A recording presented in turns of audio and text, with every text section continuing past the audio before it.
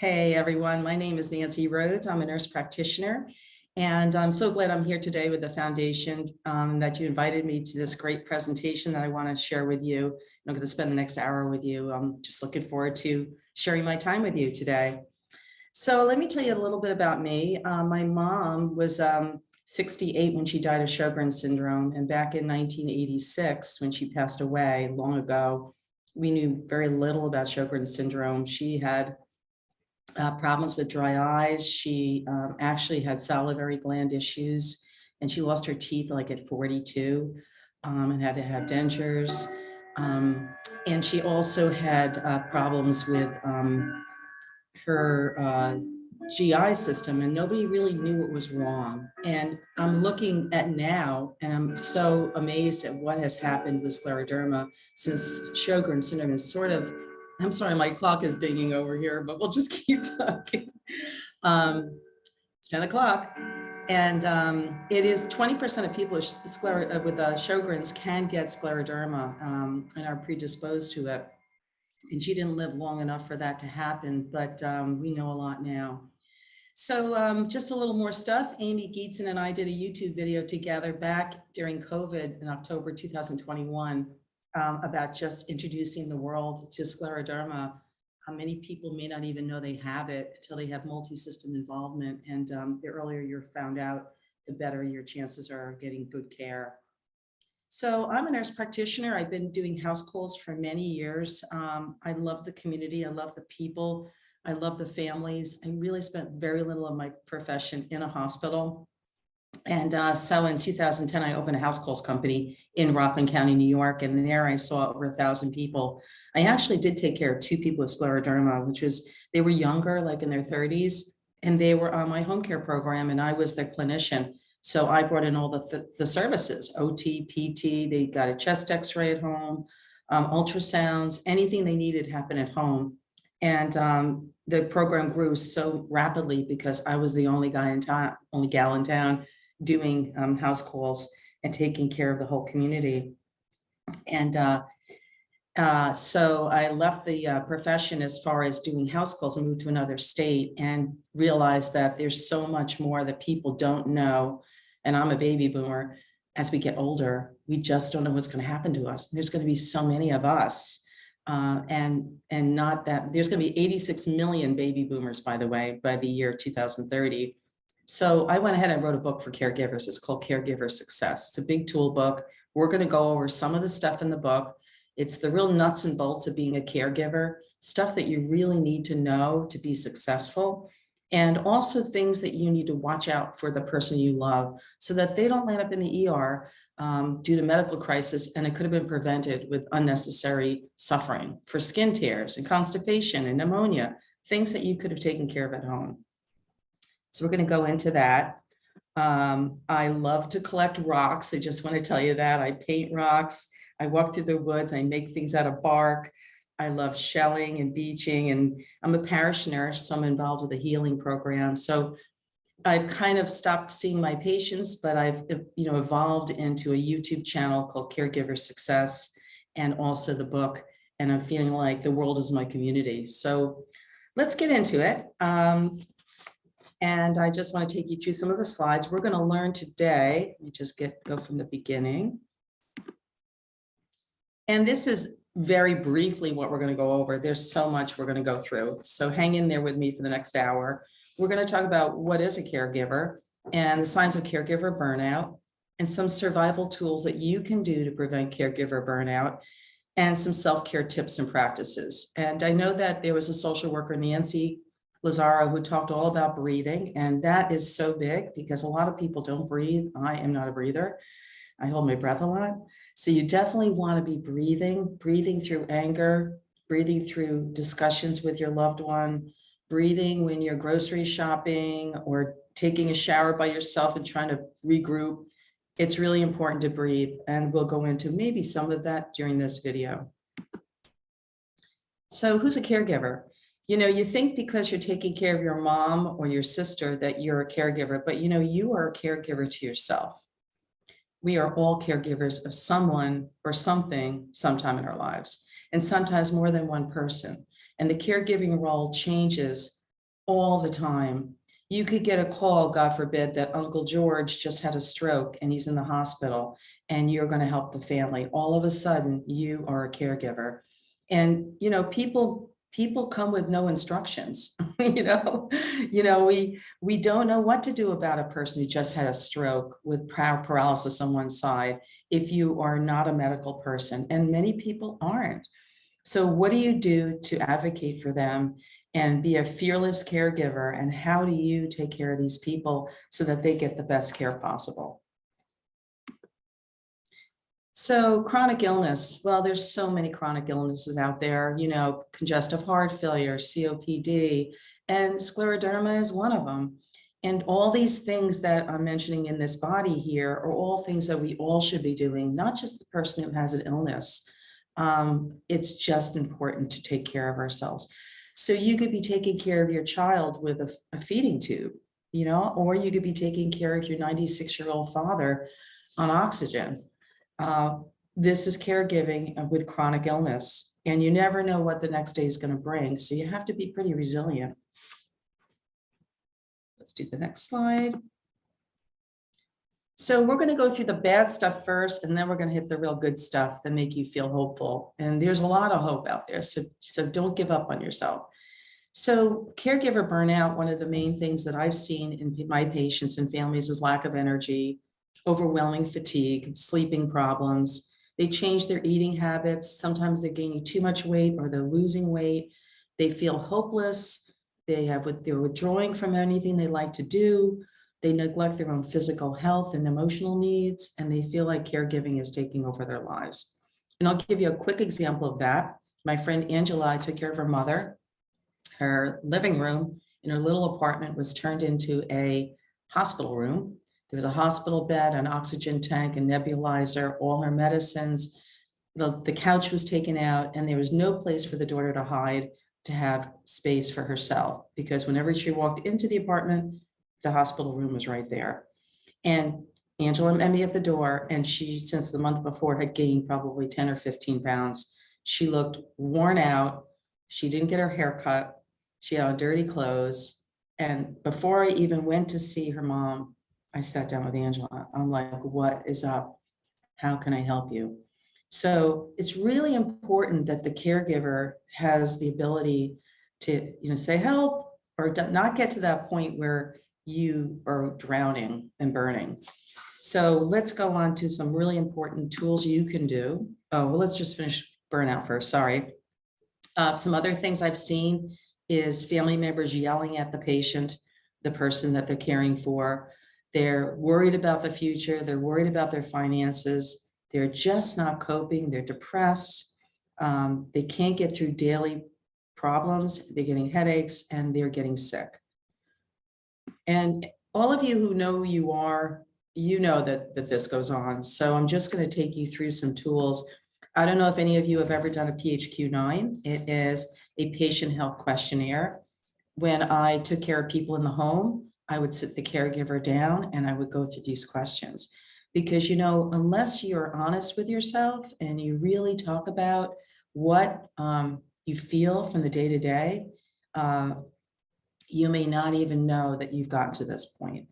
So it's kind of a small screen here, but I'm just going to read to you what are the questions, because there are 9 questions.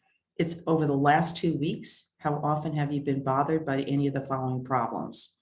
So it's 2 weeks. So you're thinking about, do I have little interest or pleasure in doing things? And when you ask that question, the answers are 0 for not at all, 1 for several days of the 2-week period. More than half of those days is a 2, and nearly every day is a 3. And you go through all 9 of these questions, and then you tally up your answer and your score. Like number 2 is feeling down and depressed. Number 3, trouble falling asleep. Number 4, feeling tired or having little energy. Number 5, poor appetite or overeating. The questions we were going on through burnout. Number 6, this is a good one. Feeling bad about yourself, or that you are a failure, or you've let your family member down, or your family. That's a really important one to really be honest with yourself. Is that a 0, 1, 2, or 3? Number 7, trouble concentrating on things such as reading the newspaper or watching TV. Number 8, moving or speaking more slowly, or you're more fidgety than usual. And 9 is the real clincher. Thoughts that you would be better off dead or hurting yourself in some way. And if that person answers 3 or anything on this line, they need instant 211 mental help right away. So you add up your scores, and we're going to go over what those scores mean here. Oops, here's the screen here. Okay, so scoring. If you score a 5 to a 9, you have mild depression. If you score a 10 to a 14, you have moderate depression. 15 to 19, moderately severe, and a 20 to 27, you are severely depressed. And those are scores that if you go to your doctor's office or you see your clinician and you see you're feeling really worn out as a caregiver, ask for a PHQ-9, or you could download this yourself online, just Google PHQ-9, keep a bunch of them in your home, and maybe every 2 months or 3 months, do one on yourself and see if your score is changing. All right. And don't let the score get higher and higher, because it's hard to unravel problems when they've already happened. Okay. So let's go over some survival tools to prevent burnout. Okay. We're going to get to the good stuff now, because there is hope. Okay. We have to learn how to be a great caregiver.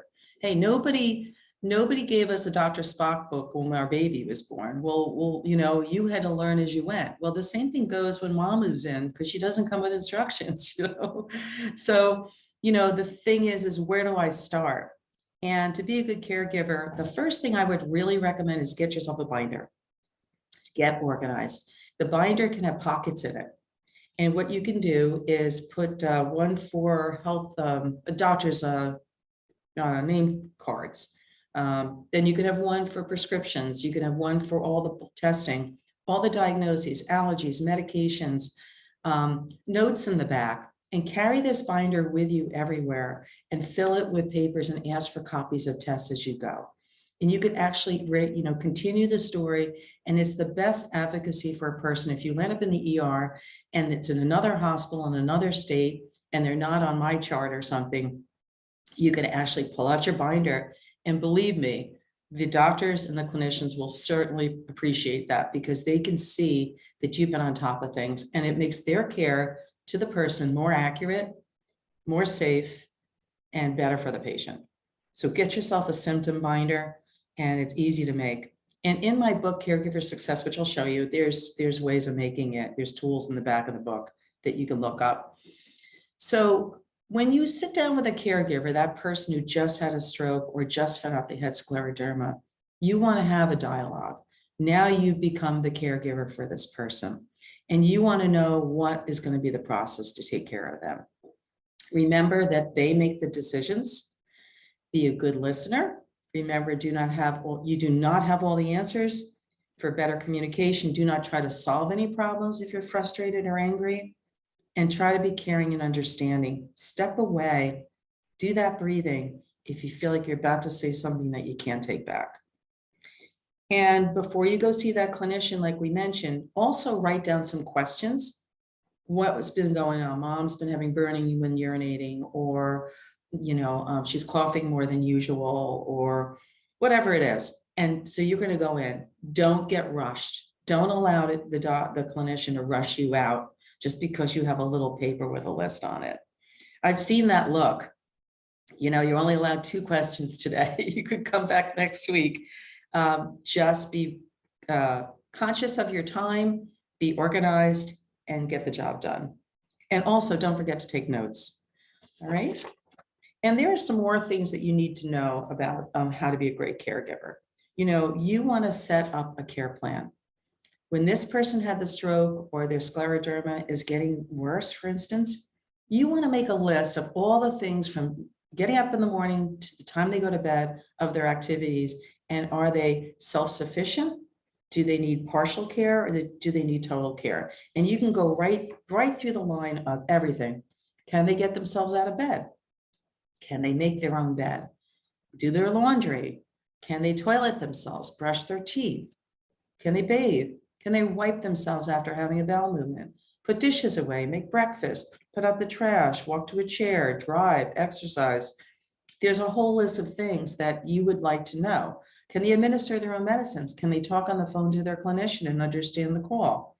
Can they pay their own bills, regulate the house temperature, get undressed, change their undergarments? And on each of these columns, you put these exercises or activities on one side, and then on the other side, you can put partial care, total care, or independent. And if they have more than 4 or 5 things where they totally need your help, you need to know, when do you need to be there for that person? And you can revamp this care plan based on whether or not they need more care or less care. Okay. We talked about being an advocate. You know, the other day, one of the nurses, I vaccinate for a hospital in Connecticut, and one of the nurses fell out of her car, and we thought she broke her back.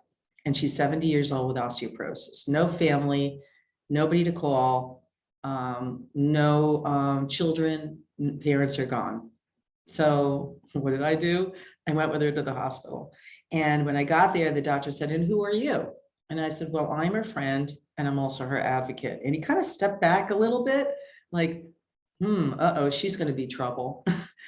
But, you know, all I wanted to say is she was looped on fentanyl. They gave her IV, and she was not very coherent. And I want to make sure she got the care she needed in the CR. So that's why I was there. So being an advocate for a person is really just being there for them to pick up the pieces of things that they may not have heard. We talked about getting organized. We talked about we didn't talk about finding a great aid, but we're going to talk about that now, because that is such an important thing. If you find after getting together, and we're going to say you need to meet with family members and have a powwow about this person who's needing more care from the stroke or whatever it is, you may want to talk about getting an aid. Whoops, sorry, we'll talk about finances in a minute. So in my book on page 28, there's all these questions about interviewing for an aid. If you are trying to get an aid that you pay for by yourself, instead of going through an agency, this person is not vetted, they don't have a criminal check, all you can do is go through really astute interviewing questions. And if you know of a person down the street who had an aid for 4 years, that's a good reference if they don't need the aid anymore and they pass this aid on. You know, so be noisy, tell your friends what's going on with the person you love, so you can network with your community and try to find out how you can get a good aid. So the questions are this, like, how long have you been caring for a person in a home? When's the last time you worked? Can I have 2 references with their names and phone numbers that I can call? Have you ever worked with really ill people and bedridden people? How do you feel when somebody's passing on? Are you able to take care of a dying patient? Have you ever changed bed linens? Have you changed undergarments? Have you used a bedpan? Have you assisted with a urinal or a condom cath or a Foley catheter? Do you know how to position somebody in bed? Do you know mouth care, skin care? Can you give a complete bed bath? Can you wash the hair in bed? Can you give the person medicine, a suppository? Can you safely transfer the person out of bed to a wheelchair? Now, all these may not be questions applicable to you now, but you know, as the person morphs and needs more care, it'd be great to have an aid that can morph with the person. But sometimes they tell me, you know, I have never done this before. This is too much. I can't do this. And I have to find a new aid for the person. Some more questions. Do you smoke? Do you drive? Do you have your own car? Do you prepare meals? Do you like to cook? What would you do if the person fell? What if they stopped breathing? What if there was a fire in the house? How do you feel about night care? Would you get up at night? How would you like about sleeping in? You know, having a room with a bathroom, but living in our house. Do you mind cats and dogs? Hey, one of my patients had pigs downstairs. I heard snorting pigs. I'm like, do you like pigs? You know, they may not have cats and dogs. They may have something else. And some other things that are really, really important is not only is it about taking care of the person's personal needs, but what about their emotional, maybe their spiritual needs? What about maybe they like to play chess and they want to teach you how so you can play with them. Maybe they like games, playing the piano. walking in the woods, history. You got to do what the person wants you to do. You can't say, well, I don't like Scrabble, so I'm not going to play Scrabble with them. If that's what they want to do, that's what you should be doing. Okay. If they are of a different ethnicity, like they're Indian or they're Latino, it may be good to find an aide, especially if the mom doesn't speak English, that speaks her language. It saves on translation. The food is made to her liking because it's of the same cuisine. And I'll tell you what, the relationship grows really quickly when there's the same ethnicity, usually. And the most important thing I can express is, does this aide make eye contact? Does this man or woman show compassion? Can you tell when they talk to your mom or dad or family member that they actually look like they could care for them? And you will know, are they respectful and kind? That is like more than anything else, although you do have to have good skills. So those are questions I would definitely ask if you're interviewing somebody as an aide. Let's go into finances. There's so much to being a caregiver, but if you just take your time and organize and take it one step at a time, you can do a lot. And you're going to network like crazy. So long-term care insurance, is this something that we might have wanted to consider, or does the person have it already? Because you may be able to get more care as far as aid services covered. Aids are not covered. If you have a stroke and you come out of the hospital, a home care agency will be assigned to you for physical therapy, OT, and a nurse will be in tow. And with the nurse comes an aide, probably for 2 hours a day, to give you a bath, and then she moves on.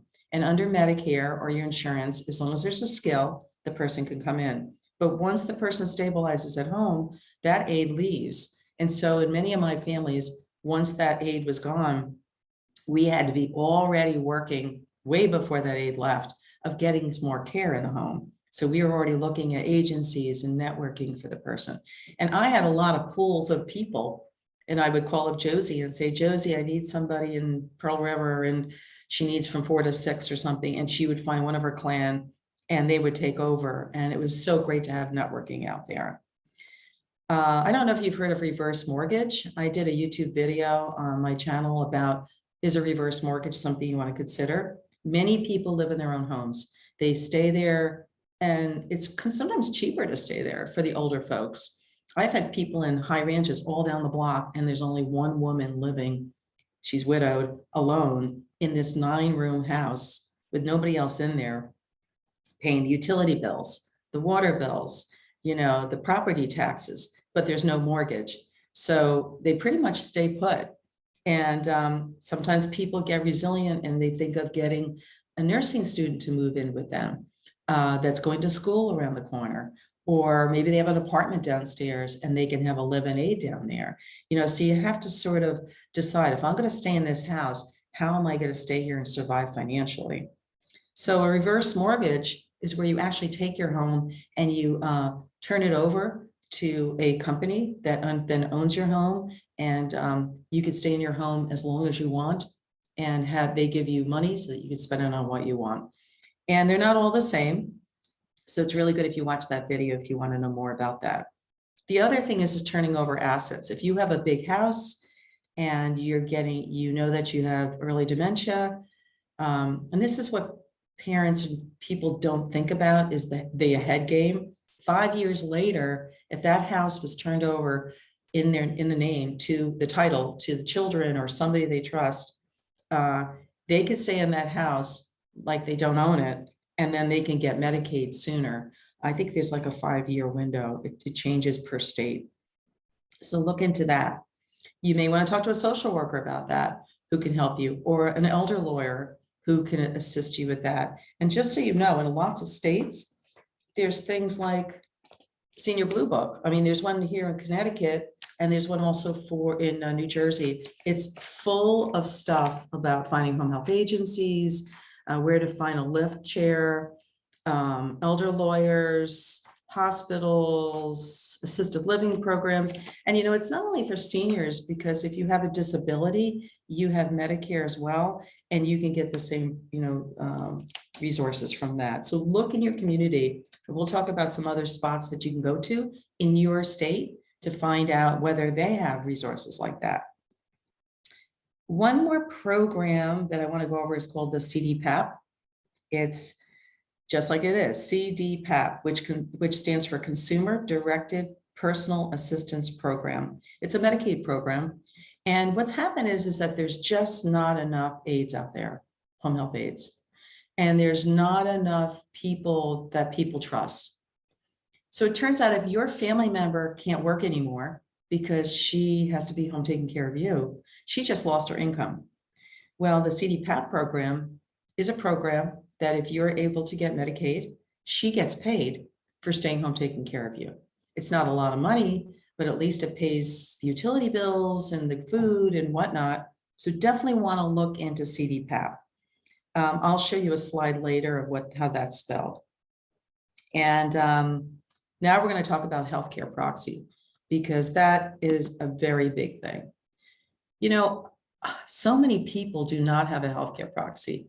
The first thing I do if I find somebody who's unconscious is I look through their wallet to find out, you know, first I'll call 911, of course, but I look for one of these. They're little cards you can get. And it says, my healthcare representative is, call this number, their phone number, their name, who's the alternate, do I have a living will, where are my advanced directives located, and in which hospital. Okay, so these are really cool. Call your local office for the aging and you could probably get one of these. And I want to show you what a healthcare proxy looks like. Come on. Let's go backward. I don't know why my screen is not, oops. Oh, let's just finish this real quick. We'll do that in a minute. We talked about networking. As soon as mom moves in, you're talking to your neighbors, you're talking to your friends, you're finding out who could help you with all the resources you need. Like I said, get noisy. We talked about the family getting together. By the way, this is where you separate the men from the boys. This is where you find out who's going to help and who's not. I have a relative who actually has a brother who's not coming down to see mom or help at all. Lives in another state, doesn't send money, doesn't call to check on her, doesn't, you know, so he's pretty much out of the picture. And unfortunately, what happens is people stop talking to family members, and there actually starts to be barriers and boundaries here, getting people off wills and all sorts of terrible stuff. So it'd be wonderful in a wonderful world if everybody gave the same amount of care to the person. I mean, I had an Indian family with 7 children, and every 3 months, the mom and dad with their hospital beds and all their equipment, because they were really elderly, were moved from one home to the other every 3 months. So everybody knew exactly what was involved with their care. And I would rotate through Rockland County and say, where's your mom and dad this month? And I would go there. You know what it did? It made everybody understand the caregiving role.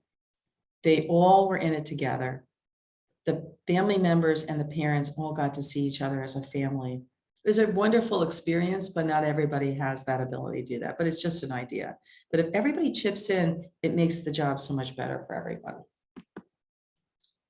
Finding a support group. I will tell you, that is so important. I'm sure from Scleroderma Foundation, your support groups are so great. I've seen them and I've been part of them. And every single medical problem now are having support groups. You have Alzheimer's Association, Parkinson's Association. You can really find a support group by calling your local agencies and saying, is there a support group for my problem or concern?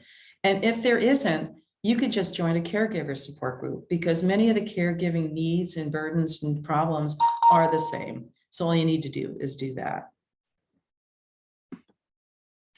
And when you start your day, make reasonable tasks. Don't give yourself 100,000 things to do, because you're not going to succeed and you're not going to feel very good about yourself. So make it a wonderful, reasonable day.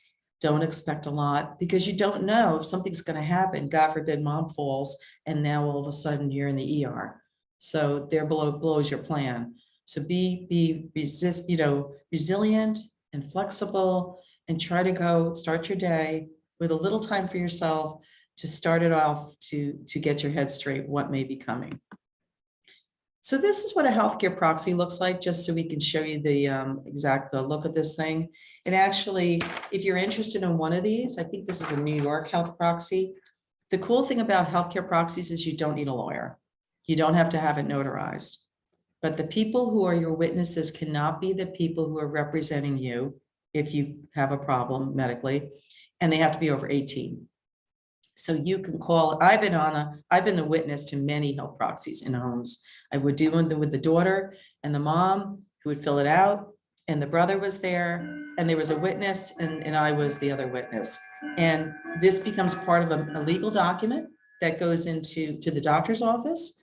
You're going to put in your nice binder to have. When you go in a hospital, they make you fill one out, but it's great to have one on you. And what it says is I, and state your name, born, state your birth, understand that I'm a capable adult. Now you got to do this while somebody's capable, because if somebody becomes demented, they can't do it because they're not competent enough to make decisions.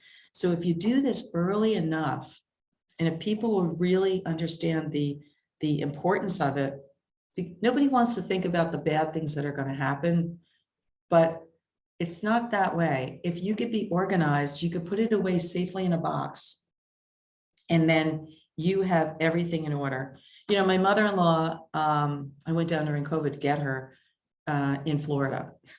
I took a plane. I was one of 15 people in a 747 and landed up in Orlando, Florida. And I stayed there for 8 days to get her back up here to Connecticut to live with us. And before I left, I asked her where her key was to her safety deposit box. Okay, so we got her up to Connecticut, and 6 weeks later, she died of a massive brain hemorrhage. And she had a proxy that we did together when she came up with me. And I knew exactly what she wanted. So when we went to the hospital and we showed up, and the doctor knew we were the representative, my husband and I, they were so happy because they knew that they had advocacy for the person who now is on a ventilator. So this is so important, to take people from having to make decisions for you. You've made the decisions. So this is actually just a proxy. There is something called 5 Wishes, and you can actually download one of those. And it's more of a lay way of asking questions like artificial nutrition, what does that mean? Resuscitation, what does that mean? So just take your time and do one of those. I also did another video. I did a video with a woman from Australia who was a funeral director. And she said, people would come in and they knew nothing about what grandpa did. He was not in the Navy, he was in the Army. And what war was he in? What awards did he get and medals? And then the other thing she was wondering is talking about what your life wishes are. And she made these cards. And if you like to play cards, it was to play cards and maybe do 5 a day. There was an electronic book online. You fill in the book. One book is about mom's life. The other book was about what her wishes are. Print it, it becomes digital. Everybody gets a copy. We know what she wants. Well, my mother-in-law went off to see her kids and said, I don't want to do this with you right now. So we never got to that, but it's really a great tool because it's not scary. It's just getting to know the person because you love them and you want to spend some time with them. So check that out. So these are some of the references we went through. The Senior Blue Book I mentioned to you. You can always call your local health department.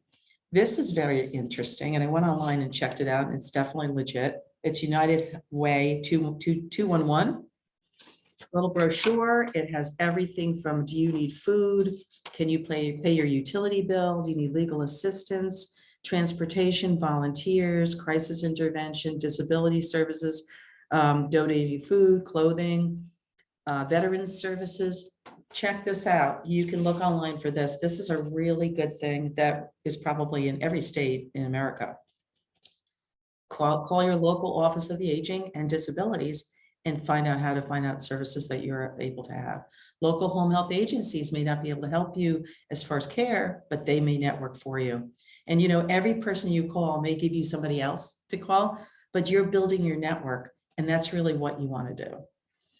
Okay, social workers are great. I found that I was a clinician and I was a social worker. I would always run out to my car and I'd find stuff on diabetes, and I'd find out where you could find a glucometer, and I'd find out where you could buy a new walker. And it was like, I was always doing all these communications for my patients because I needed to help them stay in the home.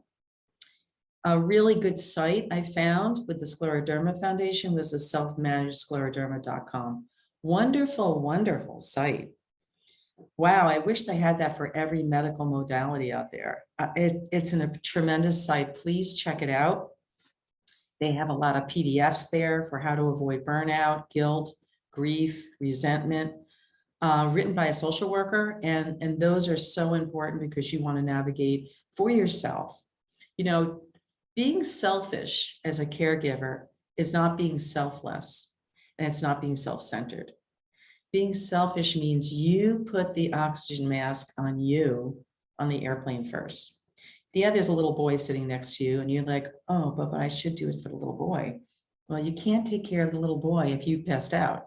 So you got to put the oxygen mask on you and then put it on your mom or your family member. So that means taking time out for you. I don't remember what's on the next slide, but I guess we're getting to that. That's exactly what we're going to do. Put the oxygen mask on you first. And, you know, if you stop having the I can do everything mentality, you won't burn out. Oh, I don't need your help. It's okay. I can manage. Oh, thank you very much, but I'll figure that out myself. Oh, if somebody says, let me go grocery shopping for you, what do you need? And it's your neighbor. Let them go grocery shopping for you. How cool is that? You know, try to get the help where you can. Ask for help. It's not bad. And we talked about learning to be selfish. So I had this friend, Liz, and we all had kids. And she would say, Nancy, I can't see you today. I got to go get my nails done. And then I'm going to go sit in my jacuzzi. And I was like, well, la-di-da, good for you. And she had one learning disabled child that was in therapy. And I was like, wow, okay. Then one day I sat back and I'm like, wow, so Liz sits in the jacuzzi. She gets her nails done. I don't get my nails done.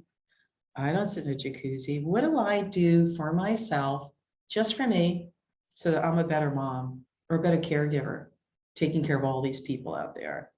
I used to park my car in a street and I would walk, look at my watch. I'm like, okay, I got 30 minutes. I'd walk 15 minutes away and 15 minutes back. And I'd say, okay, there's something I did for me.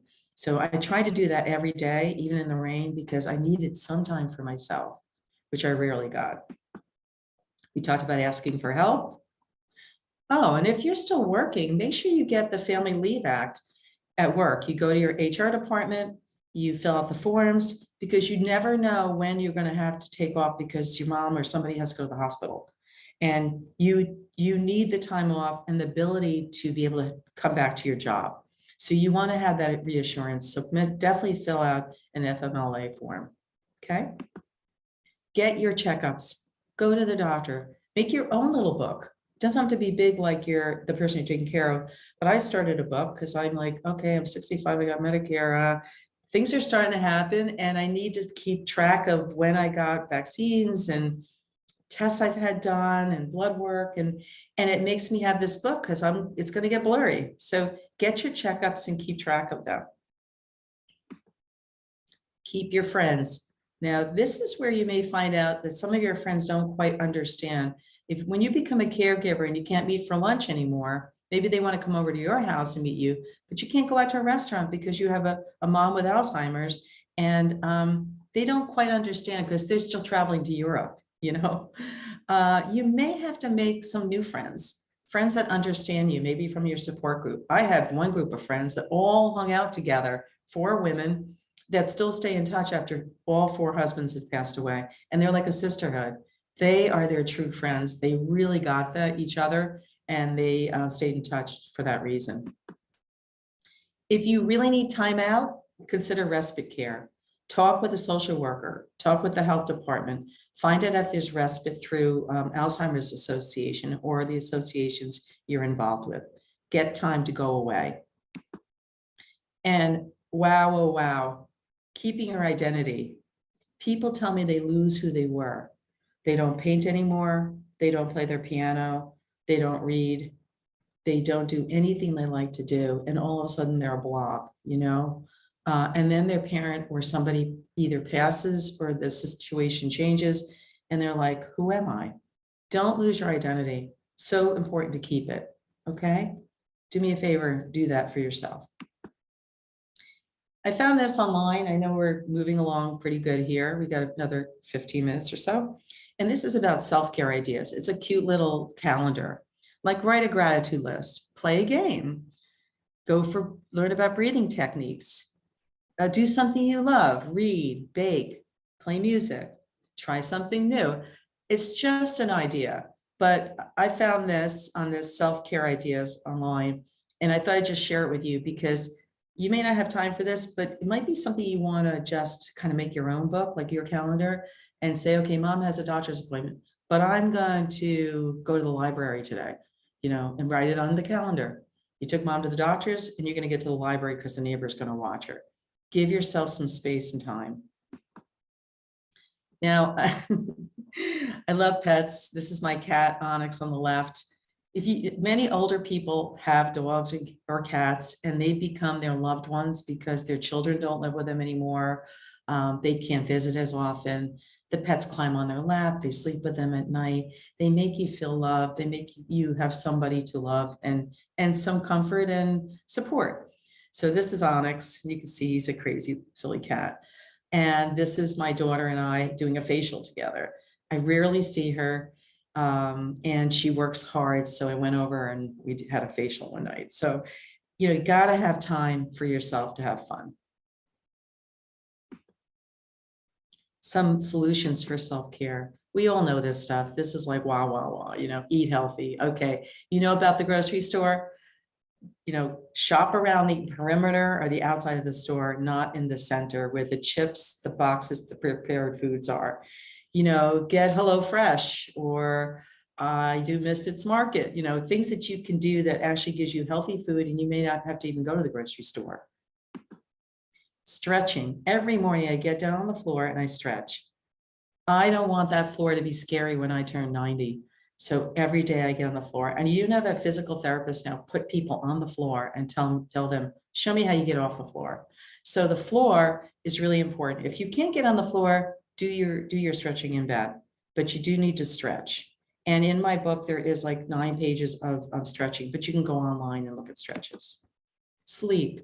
Sleep came up in the talks, and sleep improvement is very important. You could have disrupted sleep because you have to get up at night to change undergarments on your mom, or you get called because of something, or the monitor goes off and you get disrupted sleep. If you don't sleep well, definitely don't have caffeine or alcohol 2 hours before you go to bed. Avoid computers or blue light, no TV shows, do not watch the news. Seriously, don't watch the news before you go to bed. And if you need help, melatonin has a iffy problem right now because we're not sure if it's totally, each bottle or each pill is regulated properly. So be careful with those and don't take Benadryl, by the way. Benadryl will make you, if you're older, retain urine if you're a man or a woman, and you can have a lot of trouble from that. So be careful with Benadryl. There's something called DoDow, and I'm going to show you that in a minute. It's a biofeedback device that I used in one of my videos on sleep. And I found it online and I use it and it's really cool. So I'll show you that. Gratitude. You know, you don't have to have a journal, and I'm going to show you one of these things. You can have a gratitude page near your bed with a pen, and we'll tell you what you could do on that real quick. Prayer or meditation. Man, that's important. Something that gives you the zone that you could put yourself in for peace. I have this great little book. It's called Be Still. It's every day of the year. It has a marker, and you can read it over and over and over because every day of the year keeps happening, right? Hopefully, as the world goes round. You open it up, it tells you a passage from the Bible. It talks about it. It gives you a lot of hope, and it gives you some plans for the day. And it's like a start with the stretching. If you know that your mom's or somebody's getting up at 8, get up at 7, take your shower, have a cup of coffee, do your stretching, do your morning walk, maybe read your devotions, and then get ready for the day. There's your oxygen mask, right? Consider therapy. Don't be a martyr, my mother used to say. If you don't feel well mentally and you feel hopeless, you may or should get therapy, because the therapist can also help you find solutions to the problem. And that's really important, that you realize that you do need help. We talked about alcohol and smoking. People tend to turn to things when they're stressed out or depressed, such as alcohol and more smoking. And all that's going to do is make you sicker, so you can't take care of the person you love. And thinking positive and watching a funny movie like, or Carol Burnett or something, keep your sense of humor as much as you can, and hang around with people that are positive. If your friend's a downer, you don't need that when you're taking care of somebody. You need some positive people in your life. Give yourself grace and a daily hug. A daily hug, something that you could say to yourself, like, I'm cool. This is the nightly gratitudes I was telling you about to have near your bed. It says on this, what are you grateful for today? Whether it is people, places, or things or moments, write it down, can help you drift off peacefully. You could have had a really crummy day. I was going to say a bad word, but you had to have something good happen. You saw a rainbow, or you saw a hummingbird, or you had a really nice talk with somebody you haven't seen in a long time. Something, put it down on your nightly gratitudes so that you can go to sleep easily. And if you want a copy of this, I can send it to you. I'm going to give you my email address at the end, and you can definitely call me, or I'll give you my phone number too, or I'll send you some of these slides if you'd like. And this is the doodah. It's a blue light. This is to help us sleep. It lights up on the ceiling, and with every breath you take, the circle gets bigger and smaller with the breaths in and out. It's so mesmerizing and so serene. It's on an 8 or 20-minute cycle, 20-second cycle, and then the light goes off, and then it goes on again. I should say minutes. It's an 8-minute program or a 20-minute program, depending on how long you need to fall asleep. Okay. So as a caregiver, you need to know how to set limits, right? And that may mean saying no. Now, saying no doesn't mean that you are being mean or negative, or you should feel guilty, but you need to know when you have to set limits, because some people are givers and some people are takers, and some people are pleasers and some people are not. So a boundary between two people with a need for mutual respect and autonomy is needed so the relationship can flourish, right? So that's what we're getting into, is how you are going to be forming this relationship to prevent burnout. The caregiver needs to admit that a situation needs change. Okay, let's say I can't get you to down the stairs every time, Dad. We're going to have to make a change. So you're going to start deciding what are we going to do to make this change. The caregiver has to consider personal beliefs and what it means to be a good caregiver. You may have to lower your expectations, like, maybe we'll go out the back steps, but you still can't do the steps, then we have to make a change. Or the caregiver needs to identify people, friends, family, and professionals who may help. Here's another example. Mom is driving and she's 90 and she shouldn't be driving, and she's hit a couple mailboxes like my dad did.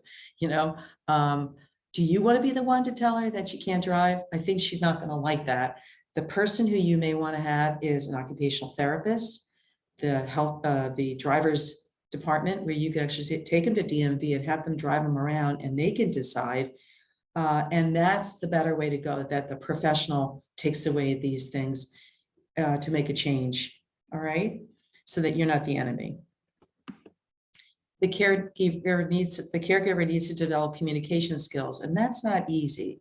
Somebody asked on the video, which I had a problem on the Scleroderma site, asked, what do you do with a really tough patient, with a person who's really difficult and obstinate? And immediately I told him, you have to learn how to communicate and the psychology of the person saying no, almost like a 2-year-old, should I say?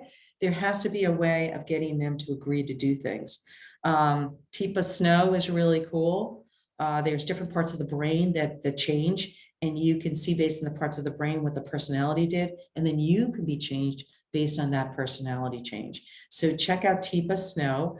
I can also tell you that there's a dawn method. Somebody named Judy Cornish did a YouTube video with me about how you deal with a very difficult person who will not put like the coat on in the wintertime. She would say, okay, mom, I'll put my coat on. You start walking outside, mom sees it's cold and she says, where's my coat? Why don't you put my coat on? And then you just put the coat on. Somehow you have to back up and not take sides and always be right. Just make the solution happen.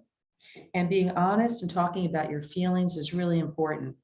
It's okay to be able to say, you know what, Dad, I can't walk you down those stairs anymore. I found a great carpenter. He's going to put a ramp in for a reasonable price. And this way we can get you down with a wheelchair so that you can get in and out with mom easily. Is that okay that we look into that? Some solution, allow the person to process this new approach. And there's going to be more and more of these. So learn this situation and then process over and over again. Okay. So here I am in the fields across the street from my house. I know with scleroderma, this is not exactly what you like to do because it's cold out there, but you could dress up and go out when it's like 50, make sure you're warm and cozy. I love to pick rocks. As I said, this is my beach rock garden in my backyard. And they're so pretty and I paint them and I do all sorts of stuff with rocks, but it makes me happy. And those are the things you need to find. And I want you to think about this, you know, this is a scene that I taken from one of the places I've been, and I'm like so blessed to see things like this a lot, that I am grateful every day. Take each day as it comes, because we really, any of us know what tomorrow will bring? Today is the only day we have. So make it a gift for yourself. And don't forget, caregiving is a dynamic process. Your tasks may increase, you may have more stress as the tasks increase, and you're gonna have to reset and rechange your approach. And you're gonna be evolving, but your relationship will continue to evolve with whoever you're caring for. It's a wonderful thing being a caregiver. And don't forget that you are beautiful, for you are fearfully and wonderfully made. Psalms 139.